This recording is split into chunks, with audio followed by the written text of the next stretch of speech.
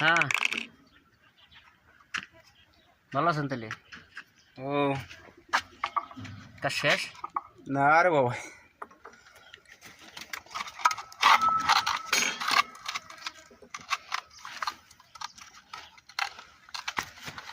এটা মোটর না চলবো?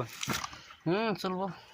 ও আচ্ছা, যখন নগদ আইব মানে চুইস দিব না নে আর আইব। ও শালা, আর হেড আর হুকুমত আইব র হুকুম হই বুঝলো তাহলে পয়সা বাঁচাইব।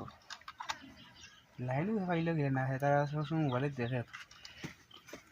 কেমনে পয়সা বাঁচবো সে চিন্তায়। বাহ, ইতার লাগে আল্লাহ আমি জানি না।